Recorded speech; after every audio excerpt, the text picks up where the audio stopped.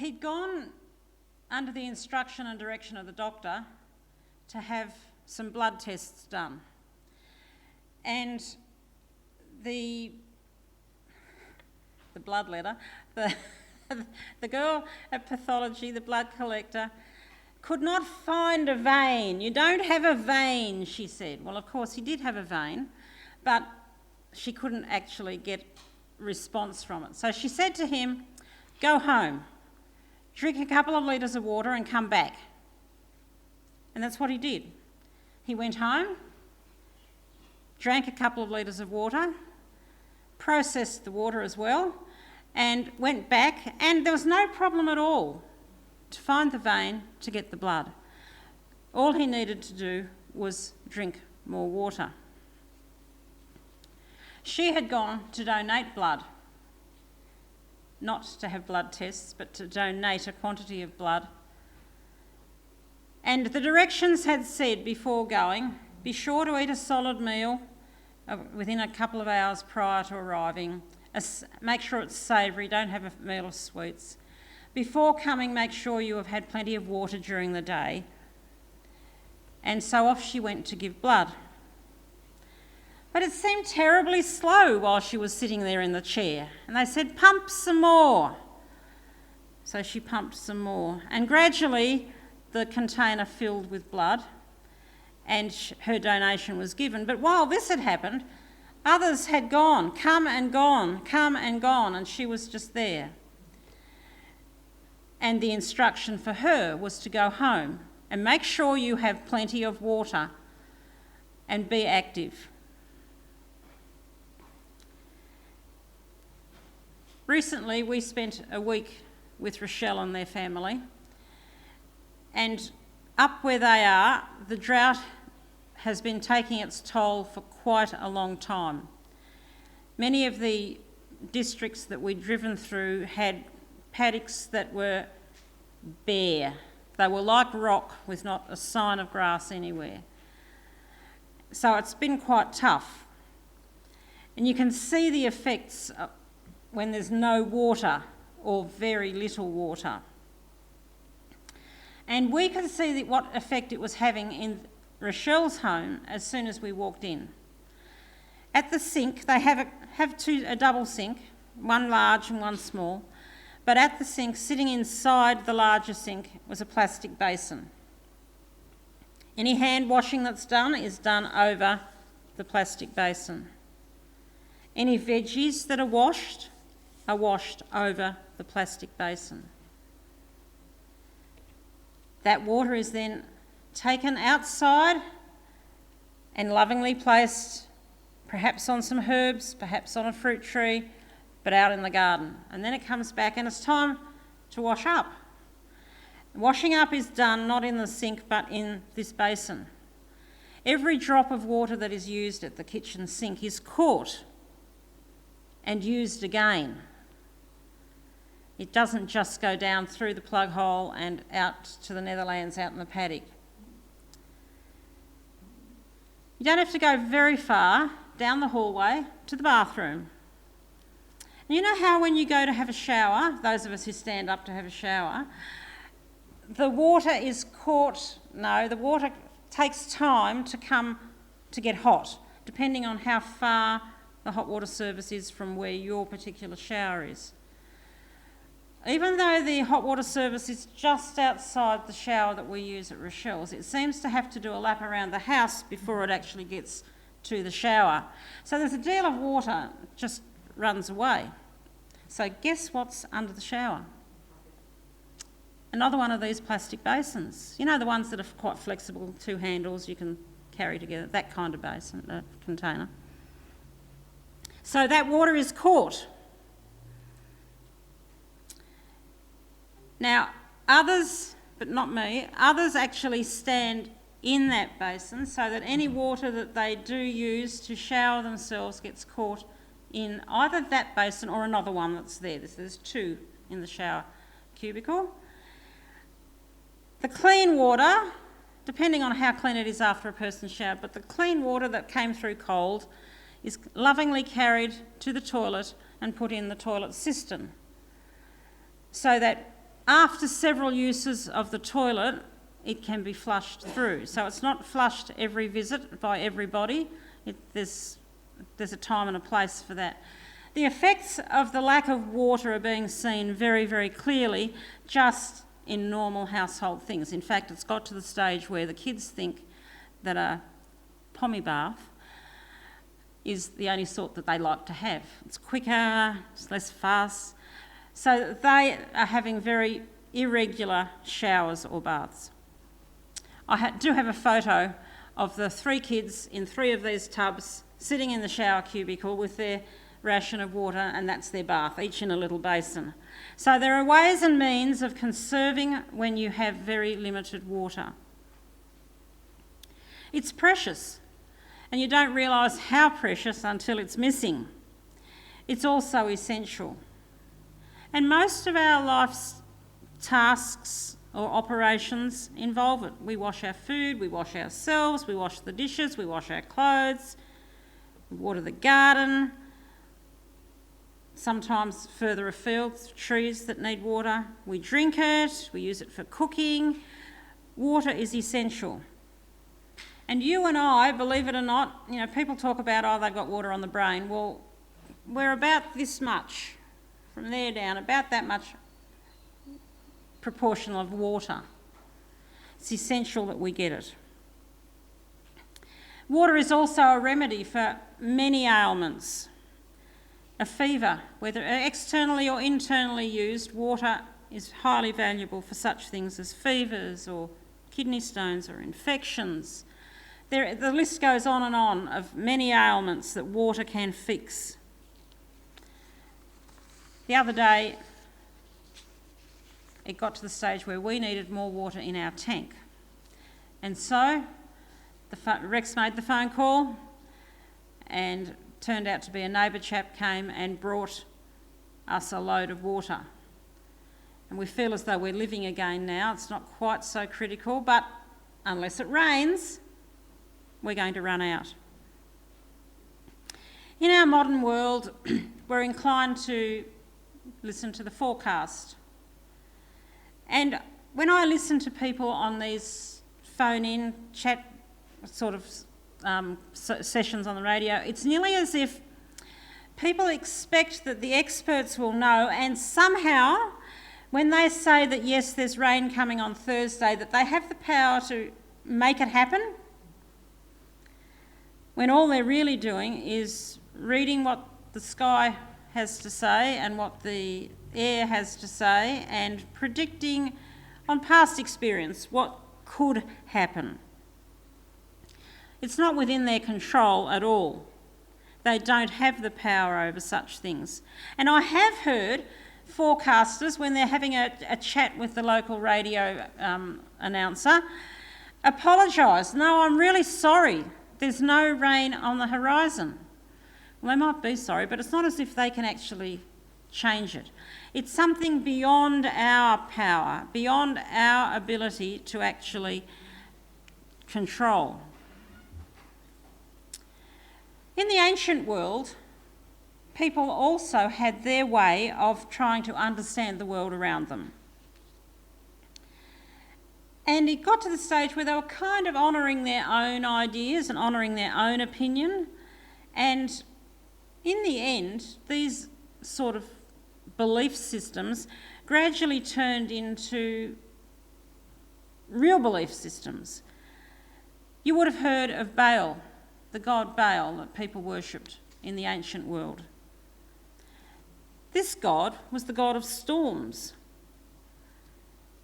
The weather was determined by him in their thinking. And so they went to great lengths to do the right thing by Baal, so that Baal would send rain, so that Baal would bless them. They had forgotten the great creator God. And I'm fascinated with the way the world was created. On day one, God created light. Day 2, he separated the waters so that there was air, the atmosphere. Day 3, the land and what grows there. So there was 1, 2, 3, light, air, land. Then on day 4, in the skies where there is light, he placed the heavenly bodies. Then air, and on the next day, the flying creatures on day 5 were made. And then there was the land, and on day 6, the land creatures were formed and made, including humanity, wild animals, domestic animals, and humanity. And then Sabbath came as a time to actually celebrate this wonderful work of God. And so the giver of these good gifts, the things that are essential for us, was forgotten as people slipped into the belief system of the pagan worlds around them. And so the children of Israel, the nation of Israel, became no different to the people around them. And then Elijah was sent.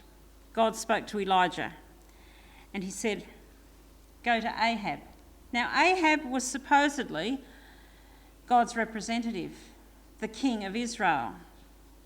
But he'd married Jezebel, and Jezebel was the daughter of the high priest of Baal. And so gradually he had slipped into her worldview instead of affecting that. He had become like her.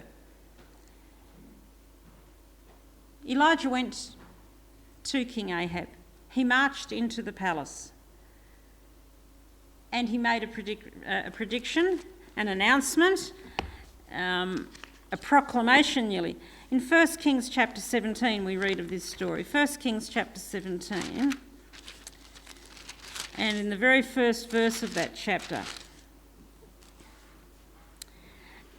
Elijah, who was from Tishbe in Gilead, told King Ahab, now this, remember, is the king who had the power to do whatever he would. 1 Kings 17:1, as surely as the Lord, the God of Israel, lives, the God whom I worship and serve, there will be no dew or rain during the next few years unless I give the word. Tully and Darcy have lived in a world where there is no dew. And they're not really quite aware of the fact that the motorbikes will be wet in the morning if they're out from cover, or the boots will be wet in the morning if they're out from cover, because they've lived in a world where there is no dew. There is no damp overnight. Well, this part of the world, Elijah said to the king, there won't be any dew, there won't be any rain until the word of the Lord returns. And then he turned around and left. You'd think he was the king, wouldn't you? But here he was, a citizen, talking to the ruler.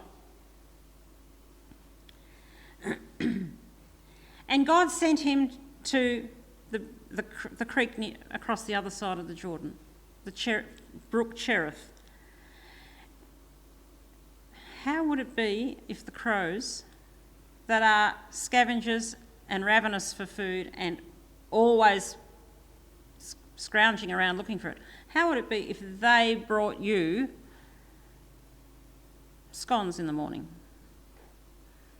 It would just be counter to what they actually normally do, wouldn't it? But these birds brought bread to Elijah, and he had sufficient water there at that creek, and he was hidden from Ahab, because as we read the story, Ahab was on a mission. He was out to get that fellow that's caused this trouble. Elijah, how dare he? And I'll lop his head. Like he was out to do it. And in time, God said to Elijah, you need to leave here and go further north and go to Zarephath. And there, I'm fascinated with how the scripture says it. Chapter 17 and verse 24. No, that's not the verse I want. I'll tell you about it. So God said, I've told a woman, I've spoken to a widow who has one son, I've spoken to her and she will feed you. Now, we all know the story. Elijah got there. So she's a foreigner in the sense that she's from another nation, not the nation that is meant to represent God, to honour God and to live for God. She is a pagan, they would have considered her to be. But she had heard God and was following his direction in her life. And God said, I've told her to help me. Elijah went to her while she was gathering an armload of sticks and said, how are you going? What's happening? She said, I'm just going to light a fire, going to cook the end of my flour, then I and my son are going to lie down and die, basically.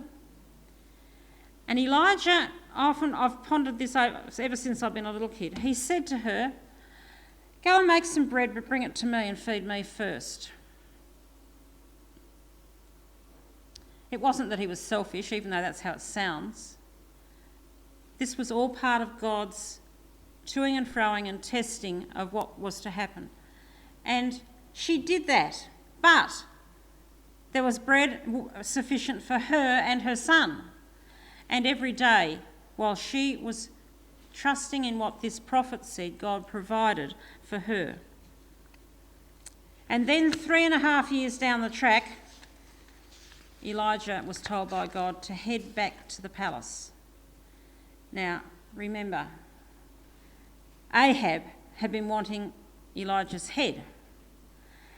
So to head back to the palace was no easy peasy sort of thing to do. It was actually a real challenge. On his way back, he actually met a chap who worked for the king, Obadiah. And Obadiah was a true follower of God's also. And he, though he worked in the palace, had been able to maintain his conviction and his firm stand for God. In fact, he could tell Elijah, I've hidden in caves 2 lots of 50 people who are believers, who are true to God.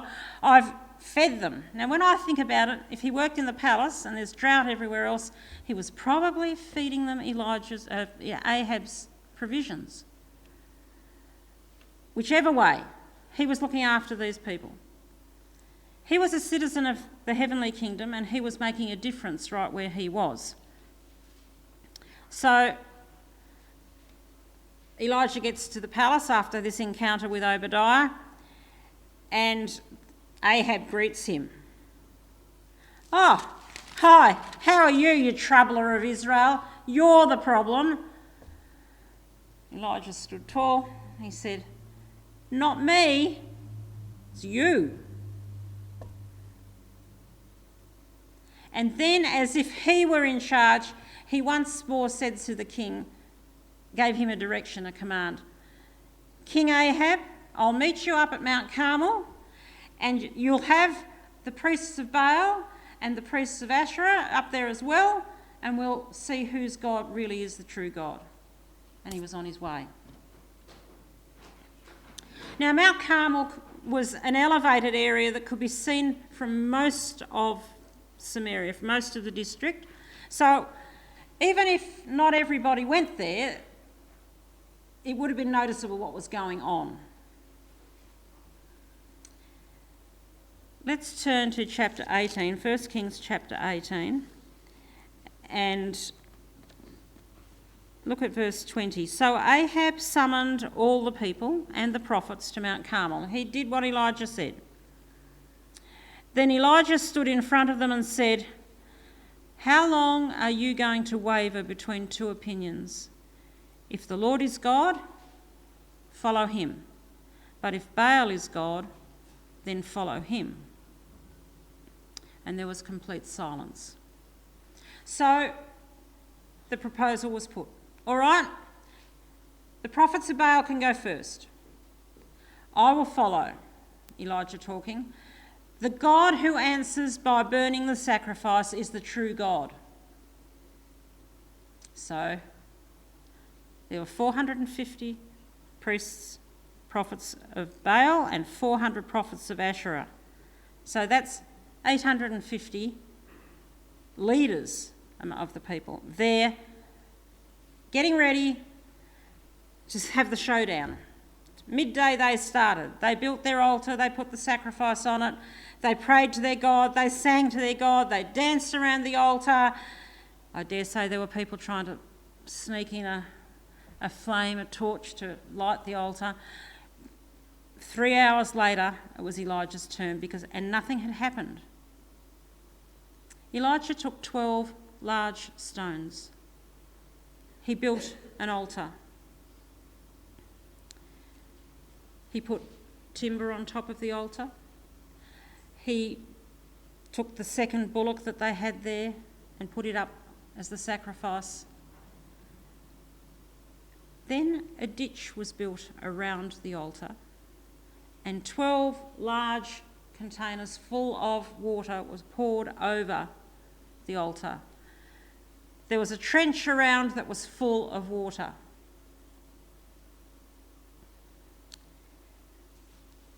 And Elijah then prayed.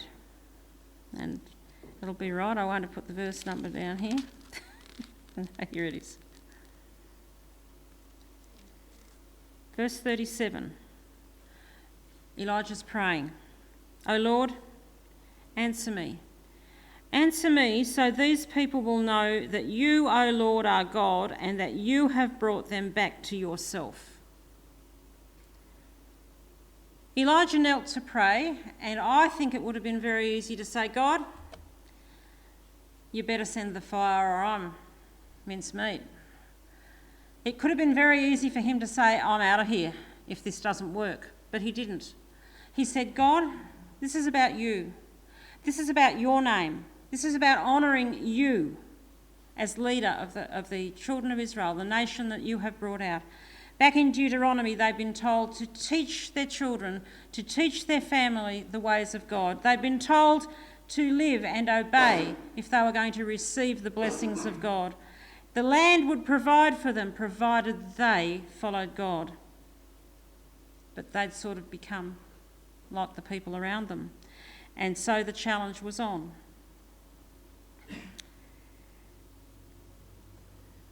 And we know the story, don't we? Fire came from heaven, burnt the sacrifice, the wood, the stones, and lapped up all the water that was there. And then,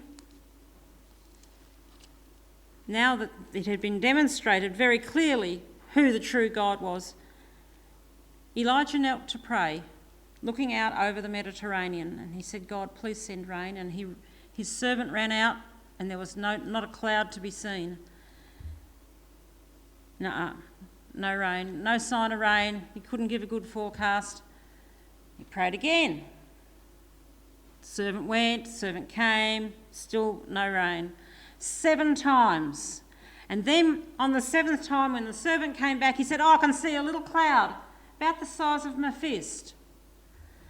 And Elijah said to King Ahab, who was watching all this, he said, you better eat, you'll need your strength, you better get going, there's rain coming.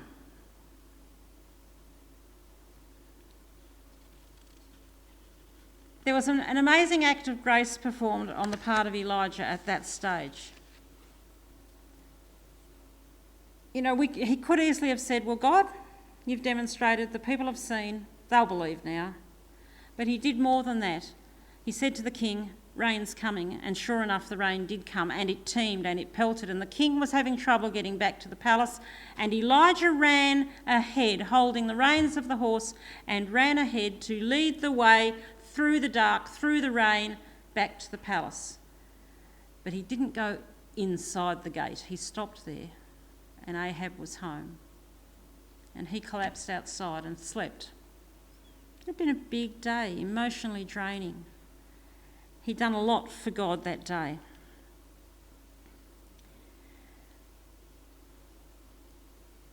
And in all of this, Elijah had been saying, each time he prayed, he would be praying to God, please, for the honour of your name.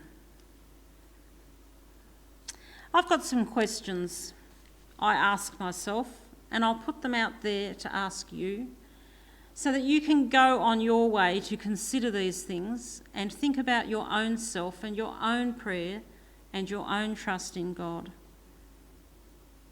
I've been praying for rain. I want my tank to be filled. I like the rainwater. Had an email from Nola this morning. She said that they were drinking water at some restaurant that came straight out of the hillside basically, and it was just like the rainwater at home. So she's obviously missed her own water at home. But Switzerland's very nice.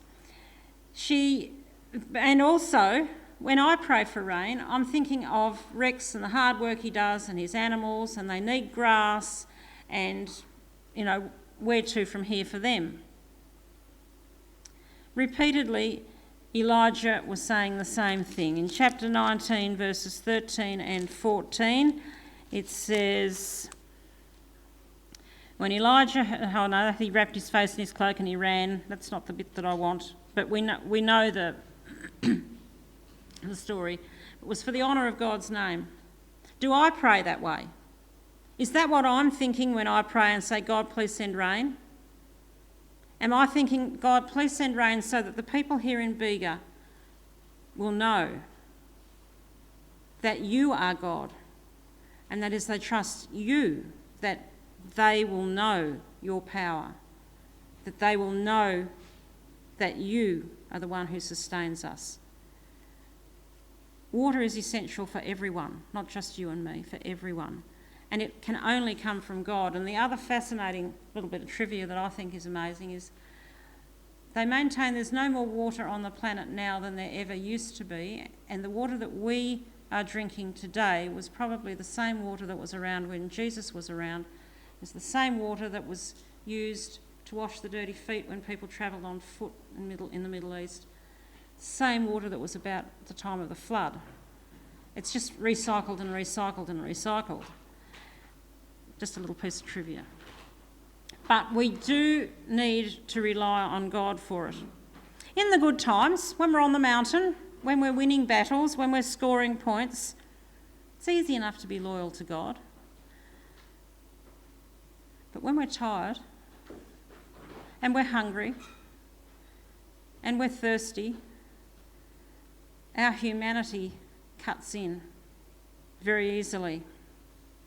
And that's what happened for Elijah. After this amazing victory, after the amazing strength, he travelled on foot for 6 weeks and he hid in a cave. And God said to him, "What are you doing here?" And he said, "Jezebel's after me, I'm scared." God said, "Get out of there and get on with things. There's more to do than hide." Because he had him in mind. He was worn out. He was possibly feeling depressed being alone and feeling as if he was the only one when God said, there's 700 faithful followers of mine. You're not alone. And when we feel alone, we need to have these reminders. As I said, on the mountains it's easy to be strong. It's in the valleys where it's more difficult. And it's also challenging in our homes. Will our family know that we are living to honour God's name? Will they know that honouring God is something we can all do? Our neighbours, work colleagues, schoolmates, pen friends. Will they know because our lives are being lived to honour God? God is the giver of every good and perfect gift, and the wider world needs to know that. In Galatians chapter 6, verse 9, it's very familiar, the words here, but I think it's good for us to be reminded. So don't get tired of doing what is good. Don't get discouraged and give up, for we will reap a harvest and a blessing in due course, in due time. Today, this week, in your prayer life, in your day by day, I challenge you to look for ways to bring honour to God's name, to live His way for Him, to make a difference so that others who we rub shoulders with, who we are beside in the day by day, will be attracted to the God we serve, and that will bring honour to His name, so that they will acknowledge and praise and thank Him for how he has led and give him glory. Because after all, to give God glory is what we're here for, so that others can know him as well.